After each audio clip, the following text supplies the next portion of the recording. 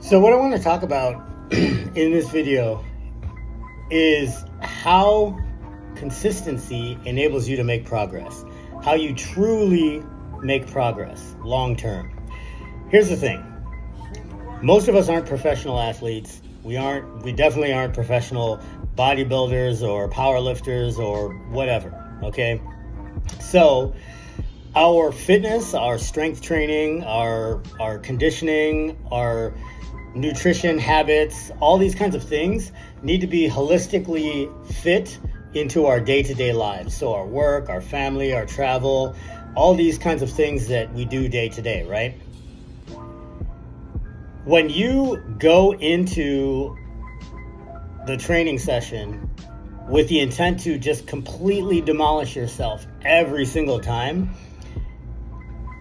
in conjunction with everything else going on in life, it very quickly becomes untenable if that isn't your actual job to do, if you're not a professional athlete. What I'm trying to say, put succinctly, is that sometimes the best way to get ahead is to not push forward, it's to just not fall behind. A question I get asked a lot is, how do you stay so consistent with work and travel and things like that? It's because when I have extra stuff to do, I just back off. I don't stop training. I don't change my nutrition. I just back off the training and add some nutrition so that I'm not falling behind, but I'm still getting in little nuggets of quality, consistent volume, whether it's conditioning, whether it's lifting, whether it's toes to bar, whether it's not eating junk food, whether it's doing one or two less things to make sure that I, get that hour extra of sleep or whatever. It's these consistent, not extra things, but just making sure that your bases are covered.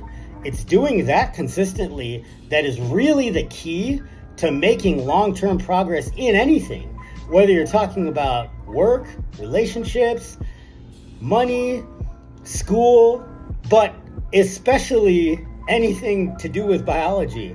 Biology is action over time, folks. So you have to make sure that the things that work continue to get done, the fundamental things, right? So your nutrition, your sleep hygiene. For me, conditioning is a fundamental thing because, like I've said on many of these videos, it's the single thing that has impacted my health markers the most. And because that is my primary motivation behind my training, not to be as jacked as possible or to be as strong or as fast or whatever, I just want to live a long time and have a high quality of life so I can enjoy it with my family. And my conditioning does that for me the most. So if I have, and it does that the most with the least amount of fatigue cost training wise. Like lifting is very important to me, but if I have a lot of other stuff going on that is inputting a ton of stress into my life, whether it's, travel, work, whatever, if I have a lot of other stress inputs, my lifting volume has to go down because that's just another massive stress input. It's eustress, it's good stress, but it's a massive stress input. Conditioning doesn't affect me like that. I'm not saying that's objectively how conditioning versus resistance training is. I would place a good amount of money that is the case. But all that to be said, it's fundamental. So when I'm traveling, I'll make sure that I allot a block of time to do my conditioning. And then regardless of how good I feel in the moment, I'm not going to, oh man, like today I'm supposed to do some back training. Like I'm not going to do 15 sets of heavy pulling and then, drive 7 hours or, do a bunch of extra things. Like, I'm not going to do that because I know at the tail end of that, I'm going to be cooked, and then it's going to affect the next day and maybe the day after that and maybe the day after that. And the thing is those days I need to wake up and be able to do all of the fundamental things that continue to make me successful all over again. And so if the fatigue costs that I incur by like go hard, go to war, leave it all on the table, that one day, it's not worth it.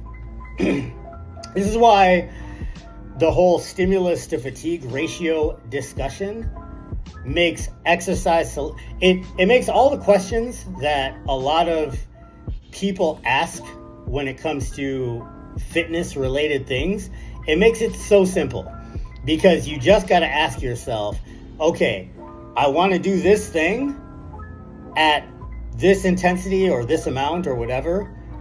What kind of fatigue cost am I going to incur from that? If it's a fatigue cost that you can pay, have at it. If it's a fatigue cost that you can't pay and it's going to cost you more later down the road, then my advice to you would be maybe try to find something that gives you a similar training effect at a lower fatigue cost. Instead of insisting on, doing heavy deadlifts, maybe instead you could just do some rows. Not the same thing. And again, if you're an athlete and you're training for your sport, and your sport is, for instance, powerlifting, and deadlifting heavy is a thing you have to do, then it is what it is. But hopefully, if that's you, you have been mindful of your programming and fit it into your day-to-day in a manageable way.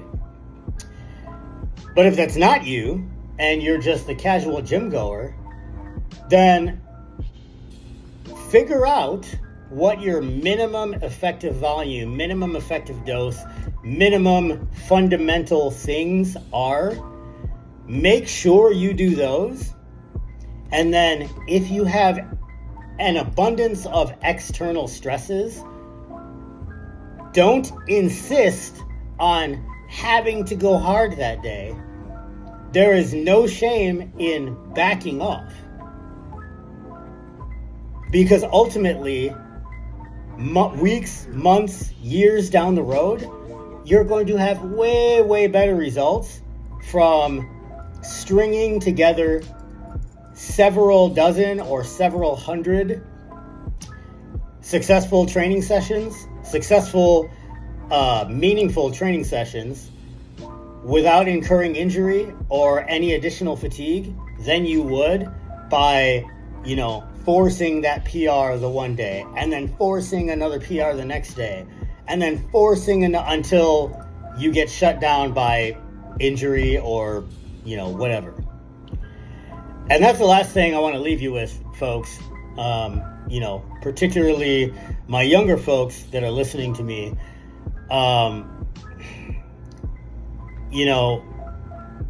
You should be training and eating and just conducting this whole thing with the expectation of success. It's 2024. We're not playing guessing games here. We know what works. We know, and we know many different ways of what works. We know many different training methods that work. We know many different ways to eat. There's so many different ways to do this. The world is your oyster. All you have to do is consistently execute. So don't do things to feel like you're hardcore, because the most hardcore thing that almost nobody does is actually be consistent. Consistency is literally in 2024 like a superpower, folks.